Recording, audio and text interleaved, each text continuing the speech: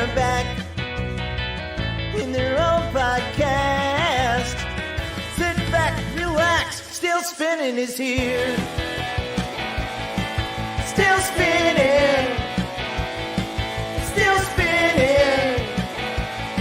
Still spinning. Still spinning.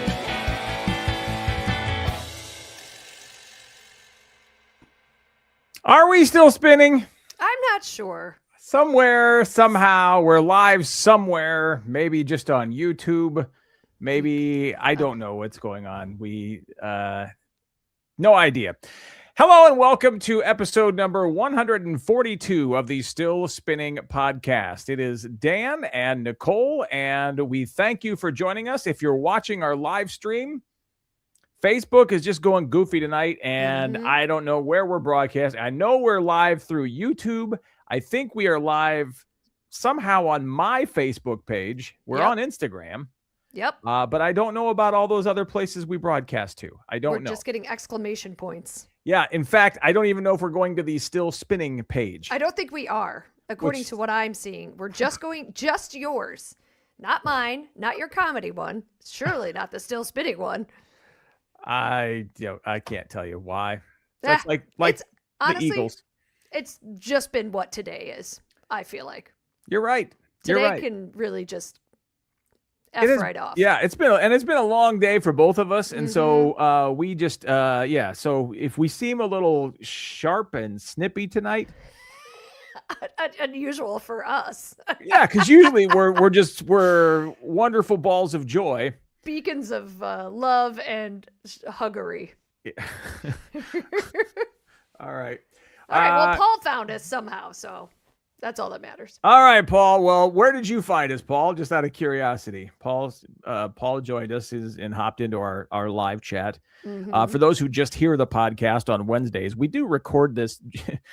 This is probably the wrong time to plug this, but we do generally broadcast the live video of us recording the podcast goes out on Facebook and sometimes and YouTube and a few other places. So it's on your page. It's on my page. All right. Well, that's all that matters, everybody. I would invite everybody to come over to our page, but if you don't know that you can't, I can't invite you to come do it. So right. just FYI, it's always on YouTube as well. If you look up Still Spinning Podcast on YouTube, it's there too. So if you're ever having Facebook issues, and again, this is a Facebook thing, not us. So yeah, for once. Yeah, right. Our fault. But we knew going into this because there was trouble scheduling it. There have been glitches all night on Facebook, and so so I said, well, let's see what happens. And of course, the ones that we were having trouble, the ones that just scheduled with no problems, they're the ones that are failing. Yeah, are all the ones that are failing right now. The ones that it took a lot of time to get actually took some work to make them work. Those are the ones that are working now. I don't know. All right, let's. Speaking of technology, Nicole. Oh boy. I know Nicole, for those of you who don't join us routinely, Nicole is a huge fan of AI. Anthropic, I don't know if you're familiar with Anthropic. They are behind Claude AI. And out of all the AIs, that is by far my favorite. I love the Claude AI. I am about a B-, maybe C+ level coder. So when I need to create some code, I can kind of do it. It takes me a while, and I know where to look for pieces of code. Does that make sense? Like there's repositories. You can go find little pieces to say, okay, so I need my drop-down list to be created, and here's what I needed to say. Well, I can go find the code that I know that I can enter into the code that I'm working on that creates the drop-down list. I don't want to do it by hand. I probably could, but it would take forever. Anyhoodle,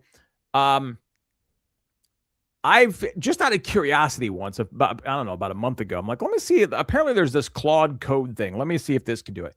And boy, howdy.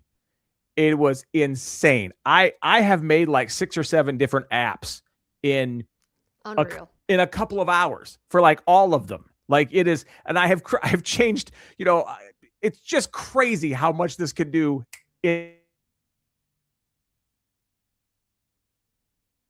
Oh man. One of us just froze. It might be me. It might be Dan. I can't tell.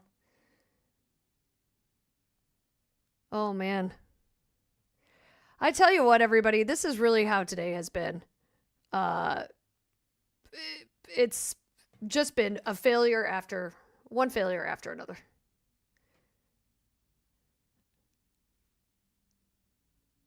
I don't want there to be dead air. You know what, Jeff? That is an excellent question. I recently came across the. Is it me or is it Dan? I think it's Dan because I can still see you. All right. Apparently, Dan, you were the frozen one. Okay. I think there's some weird thing going on the internet tonight. Yeah. Is it just? I was talking too. I was like, can you still see? You guys see me? Because I could see me and I couldn't see you. Yep. This podcast is terrible. This is the worst one we've done. I don't know how I'm going to edit this. I don't think you can. I think this one's a wash. Paul, I texted Paul and I was like, is it Paul or is it Dan or is it me? And he just came in here and he's like, you're still moving. But he's in the same space as me. I don't know if that affects the gods of the internet. Okay. Let's see here. I can hear and see you talking. When in doubt, blame Dan. Yeah, Dan, fair enough. Do you know what I came across? What? I did. The barbershop version of our Dance and Ask Nicole's a Hag. It was an actual song.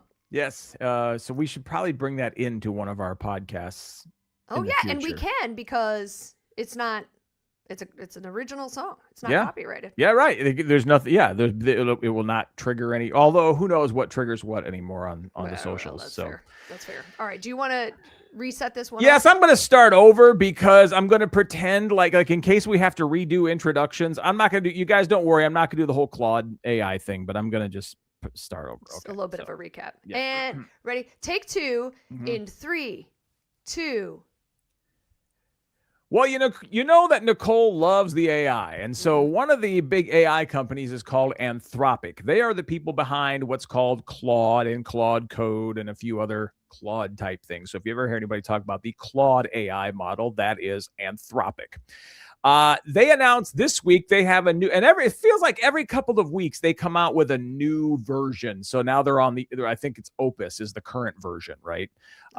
And they charge you more to use the new version than the previous version. So the better you want your AI, the more you pay Claude or Anthropic.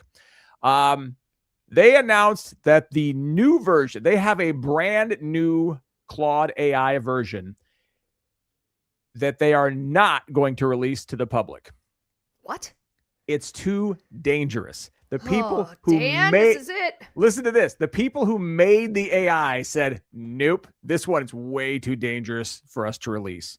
It's called Claude Mythos. Mythos sounds right. Mythos, yeah. And that also sounds like where Balky was from.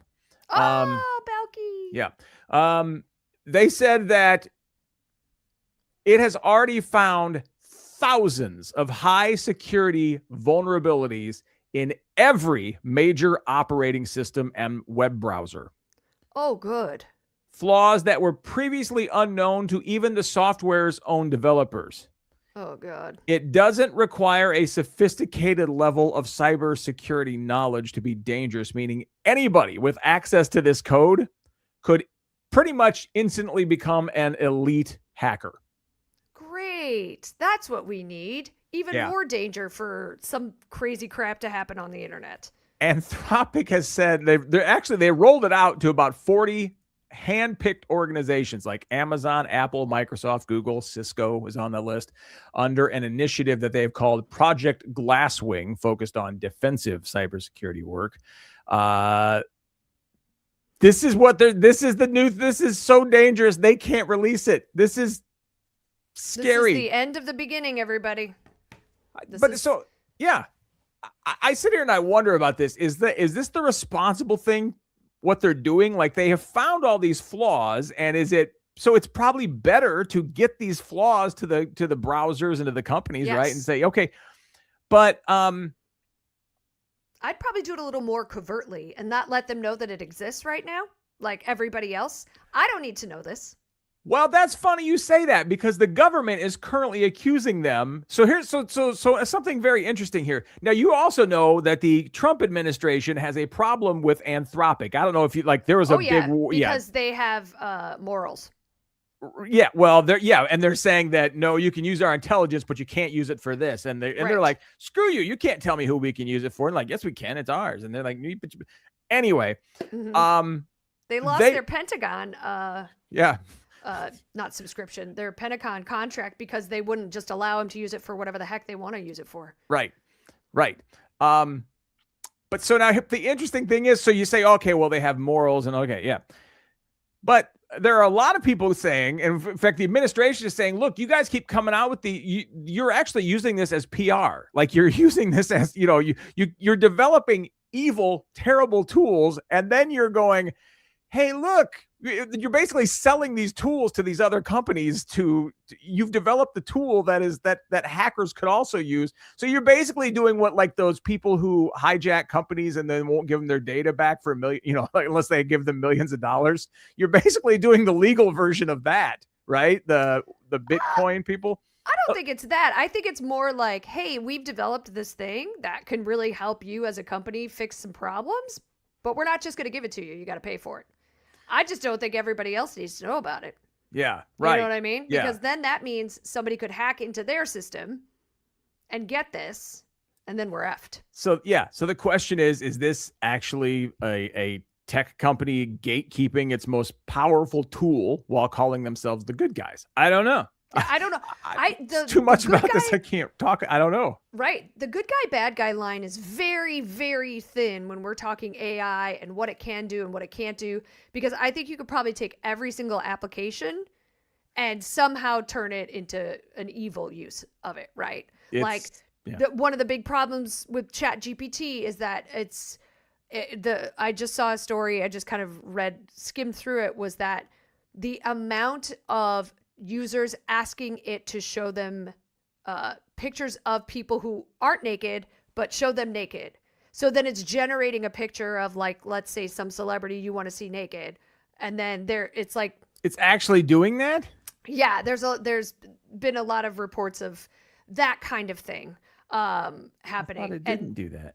Yeah, exactly. Last time I tried it, wouldn't let me do it. What? No. I was, for research. They didn't have any Pauly Shore pictures in the database, and that is why yours didn't work. I know that a lot of them don't actually let you do pictures. So if you want to, because I will tell you, like one of the things that I tried to use ChatGPT for when for a trivia game, I've won. Sometimes I do a question: who would win in a street fight, Oprah or Martha Stewart? And I wanted to create a picture of Martha Stewart and Oprah, like in boxing, like in a boxing, like a boxing promo picture.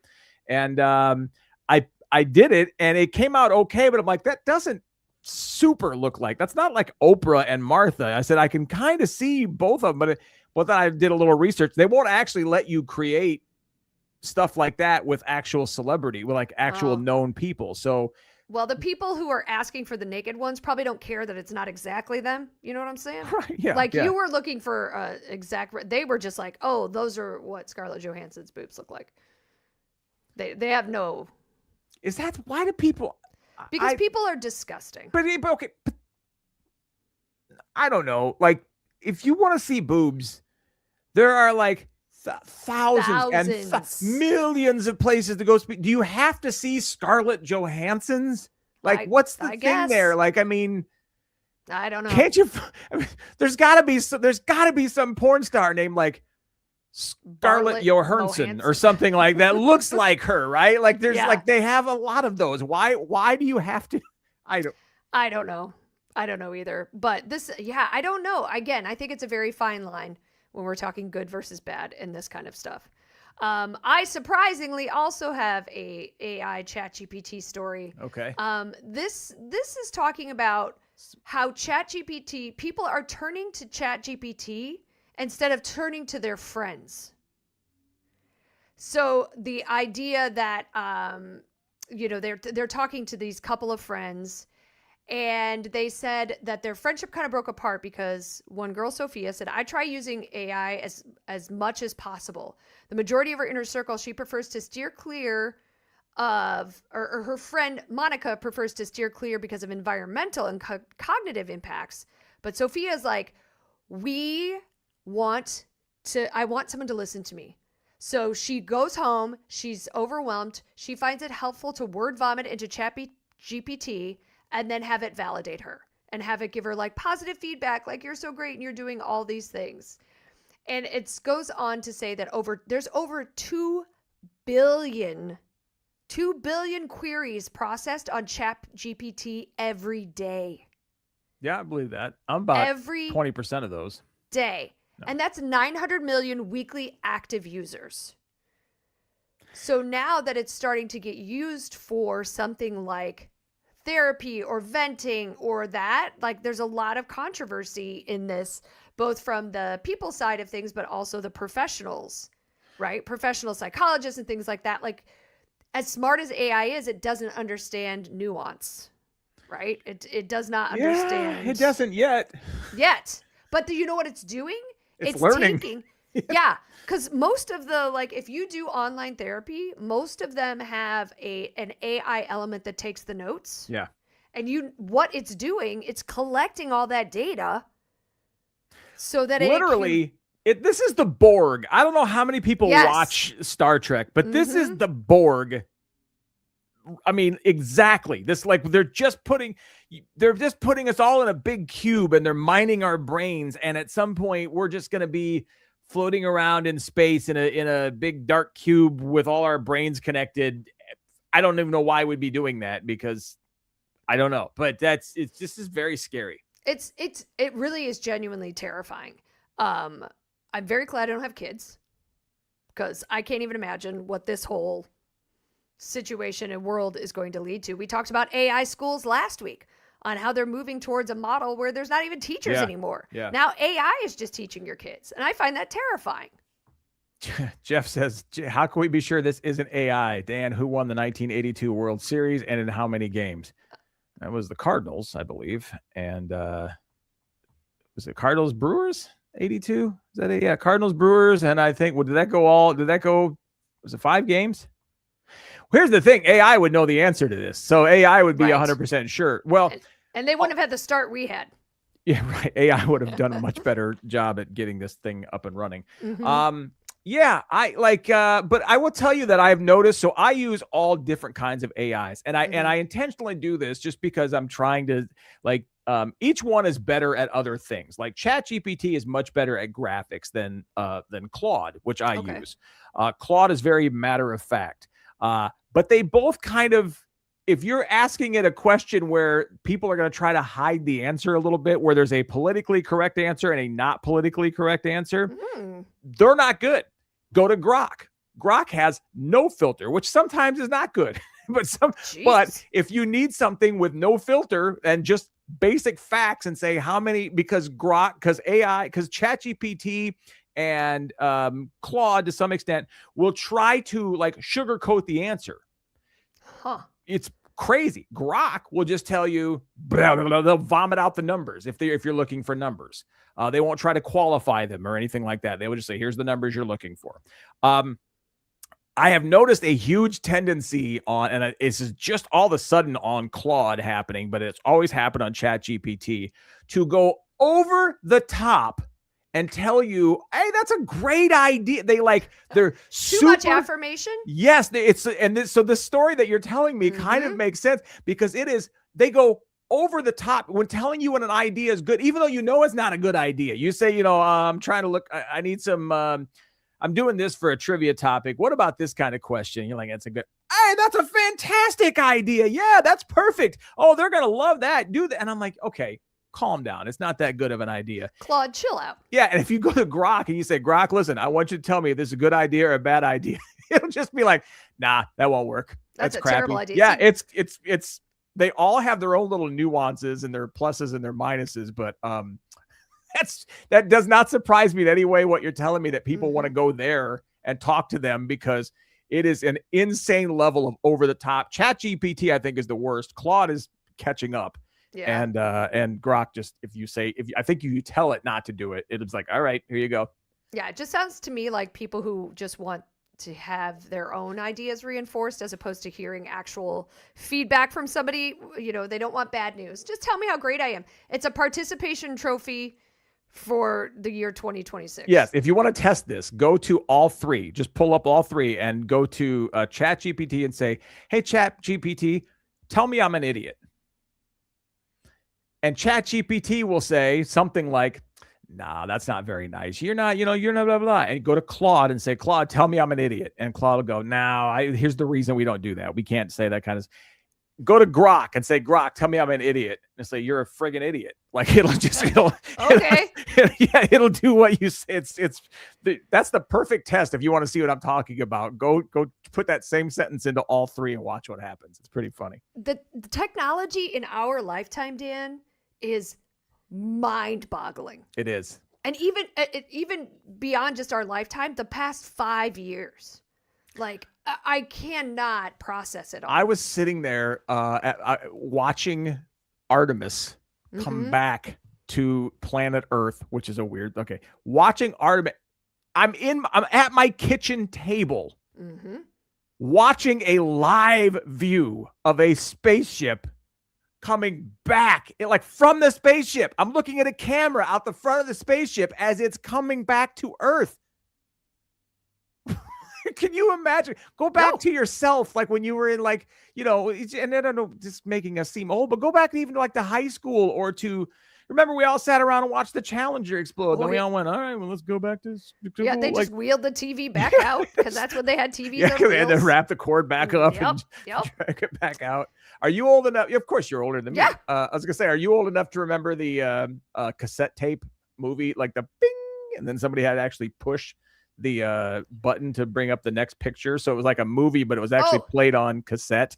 Yes. And so it was basically it was the early version of PowerPoint is what it was. You were watching, because it was one slide up on screen and it would play a movie and then the thing would go bing, and somebody actually had to physically push the button to change to the next slide. Oh my gosh, I forgot about those. But yes, I do. Yes, I do. Love those. Yes. But and now look what's happening. Like everything's listening to us and writing code in seconds, and it's freaking terrifying, everybody. All right.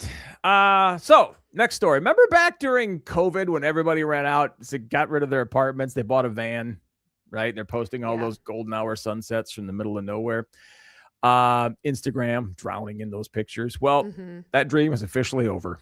And the used RV market is basically a garage sale right now. Wow. Great. Now, you know me, and I've always said I would love to live full time in an RV. Yeah.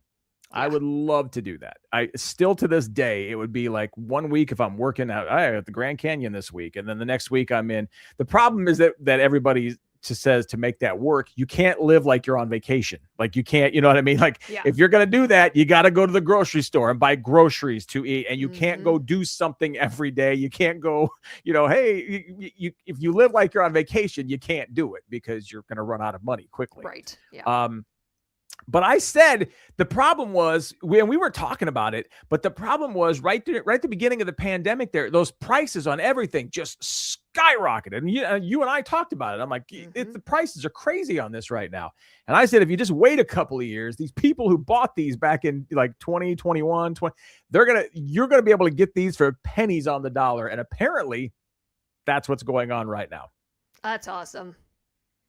And I'm still I'm not going to go buy one, I don't think. But no, I'm not surprised. I think there were a lot of things that happened during the pandemic. Yeah. That people are now like, oh, we're back to normal. And now this no longer fits into my lifestyle. So there is no part of me that is shocked that people don't want to live in a camper.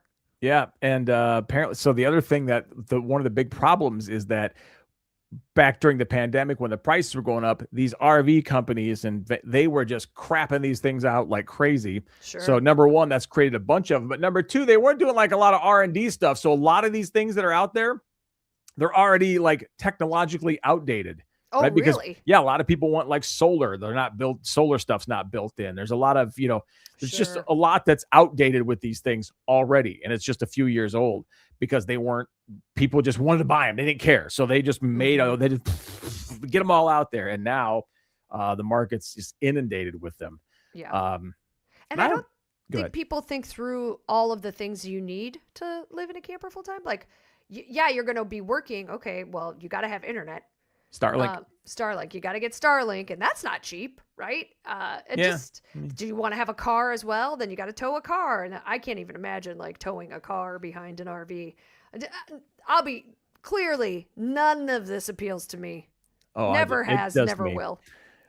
The idea of me, although so I sort of evolved on this. I don't know if I want to do it full time because I watched a lot of people, and this is even before the pandemic. We subscribe to a lot of like YouTube channels of people who live full time, and they describe something that's called decision fatigue, because when you live in an RV, you got to think about, where am I emptying the crapper? Right. Yep. Where there's a lot of things you got to think about that you don't have to think about in a house. Sure. The weather, like, you got like all this. And then every time, like, where are we going next? I don't know. You don't have to think about that every day. But when you live in an RV full time, you do. Like, where are we going to be next week? I don't know. Do we go north? Do we go south? Do we go, what's the weather doing? Where's what's going on? Oh, there are fires out west. We can't go out west. We got to go this way. And they talk about that decision fatigue. So I think I've sort of evolved I don't want to live full time in an RV, but I now want to travel. I want to, if I could do all of my comedy shows and if I could do the trivia shows and everything and never have to stay in a hotel another night in my life. That would be nice. That would be what I would consider a win. So maybe it's always nice to have a house, right? A place to come back to. But if I could do that and just take the dog, the fam, get everybody in the car, right? Just let's go for this. We're going to be gone for like 5 days. Yeah. Let's go. The what? The Dan van. The Dan van. Yeah. That's funny. Yeah. I could see, now that is a practical application of an RV, is to make it your show vehicle. Plus, you have a lot of stuff that you I do transport, so that would be helpful too. So for something like that, it would probably make sense. Yeah. So maybe I'll need to look at, maybe the business should buy the RV right now. Oh, where are you going to park it? Stop. What, practical thinking? Yeah, you're coming up with all these actual. I don't know where I'm going to park it, Nicole. You guys got a place? You got off-street parking, right? Yeah, it would definitely not fit an RV. Let me tell you, I'm not even sure you could get into the alley. Oh my gosh. All right, everybody.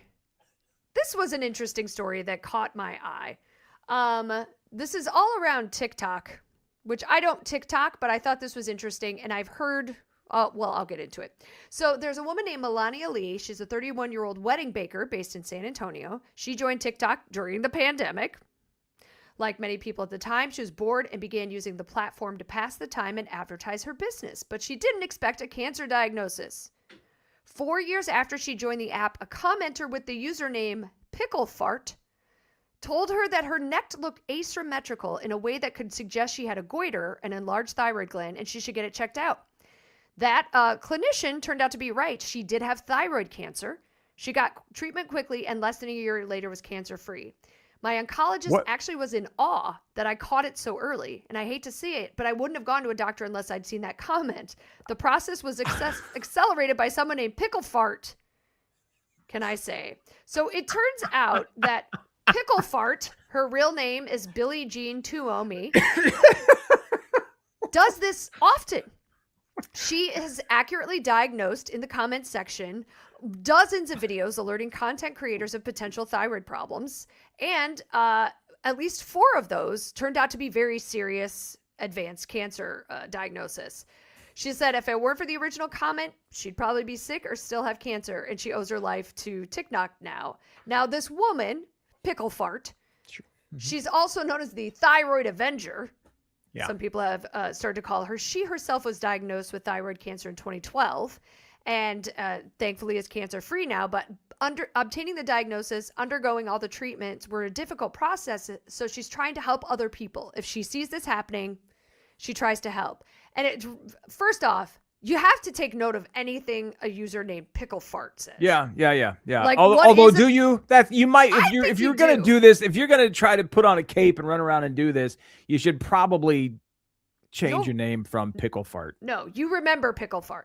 Also, do you think it's because you ate a lot of pickles and your fart smelled like pickle? Or I don't eat pickles. I don't know. Does that What do happen? you mean you don't eat pickles? I don't eat pickles. I could literally sit down with a jar of dill pickles and eat like a quarter of them in one setting. I just got to the point where I can eat like dill pickle flavored something like cashews or something like that. Oh, okay. I don't like, but I don't eat pickles. I never have. But because it's a cucumber at its core. probably. Probably. Do you when you eat? Do your farts smell like pickles? I don't think so. Okay. But I don't know what pickle fart. I don't know what that means. But I like it, and I think it stands out. But this reminds me, there was an HGTV personality who I think is still on, Tarek El Moussa. Oh yeah. He and his wife Christina, first wife. Now he's married to someone. Say, that's aren't they just like divorced her. now? Right? Yeah, they're divorced for a while. They had a divorce show, but a similar thing happened to him, where someone who watched the show reached out and mentioned that his neck looked inflamed, and I can't remember if he had thyroid cancer or Hodgkin's. He had something, but he only went to a doctor. It's like lymphoma. He had like a lymphoma. He might have had lymphoma. It was something, but he only went to a doctor because someone else online or watching him on the television noticed it and reached out. So people helping people. Pickle fart is a hero. I don't care what you say. So let me ask you though, I feel like yes, but I just want to play devil's advocate here for just a moment. Pickle fart is going around. Like, do you ever run into one of those friends who had something like happen to them? Oh yeah. Let's say like they had to have a mole and it was skin cancer and they had it removed and it was just done, right? Like there's no, like they didn't go through any chemo. Yeah. They just like, oh, I got skin cancer.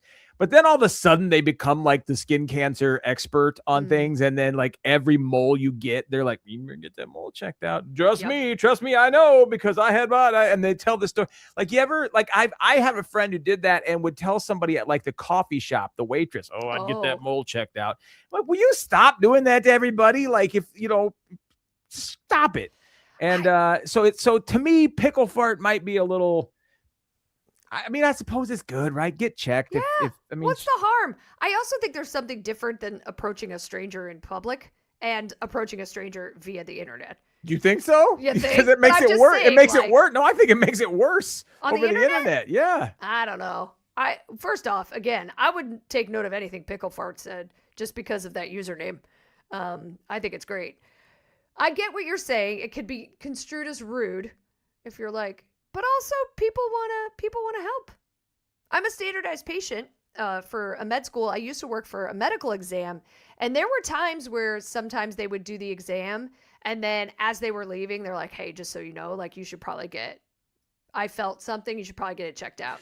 They were always wrong, but it was nice because one of them one time told me, they were like, I think I feel a nodule on your thyroid. And I was like, oh God, because I do have thyroid issues. And so, my next appointment, I got checked and it was fine. But, they're trying to help. They're people helping people, Dan. But you're talking about, these are med students. Well, those were med students. Pickle Fart's not a med student. Well, that's true. Pickle Fart's Dr. TikTok, baby. And I just looked it up, by the way. Picklefart.com is registered, but there's no website there. So. Oh, I mean. Yeah. You could help out.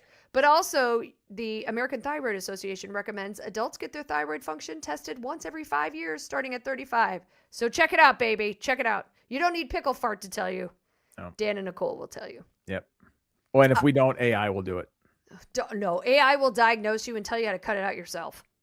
But they'd be right. Maybe. They're not always right, Dan. Am I gonna listen to ChatGPT or Pickle Fart? Pickle Fart. I don't know. Man, if Pickle Fart has any sense, they are making a logo right now that is a pickle farting. And if they are not, I don't know what to do. Just before, I was gonna say I was gonna see if I could throw up a little ChatGPT and see if it could make a website for. Somebody already has. And the second that I said somebody needs to make a logo with a pickle farting, someone's already done it. Yeah. It's already been done in the background. ChatGPT's listening. Yeah, I probably was just waiting. Yeah. It's just waiting for one of us to open ChatGPT and be like, here's your pickle fart logo. Yep. Oh, man. What a great name. All right, everybody. Well, thank you so much for sticking with us. We had a couple technical glitches there at the beginning. However you found us, whether you watched us live, whether you're listening to the recording on Wednesday, we really appreciate you. We will not be here next week. I will be in dun, dun, dun, dun, dun. Dallas. Dallas, Texas. No, I will be in New York. So we will not be here.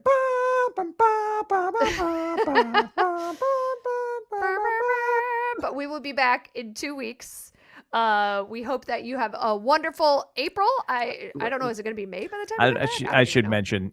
So kids, there was that song that I just did was a TV show theme song for the show called Dallas on TV. So yeah, TV theme songs. And then for the real kids, TV shows used to have theme songs that would start each show, so you know the show was starting. And then not just like a weird noise. Yeah, for the super kids, the young kids, TV is this thing we used to sit around and watch. There was a box that was sort of on the wall or sometimes on the floor, and it would broadcast videos right to that through the air. Not even through the internet, but right through the air. It would come right to that box, and that's where we would get our entertainment from. So no one that young is listening to this podcast, Dan.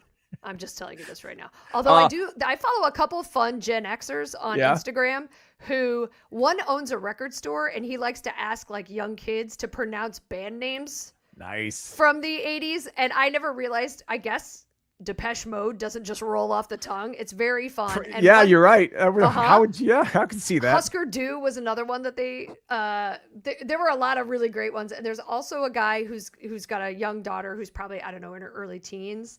And he just asks her, like, what do you think a phone book was? And she's just like, what? It's so entertaining. Speaking of the phone, I said something. I was at this was at Starbucks, shocker. What? And there was a mom and her kid there, and her mom told her to hang up the phone. And she's like, I'll call you back. Okay, bye. And she's like, why do people say hang up the phone? Oh, God. And I'm like, yeah, she wouldn't know. Mm-mm. She would have no idea why. What a dial tone sounds like? They have no idea. None. Oh, my God. None. Well, if that didn't hurt your brain. Yep. All right. I don't know what will. You're ending the show. I apologize. I interrupted. Oh, that's fine. We will see you in 2 weeks. Have a great one, everyone.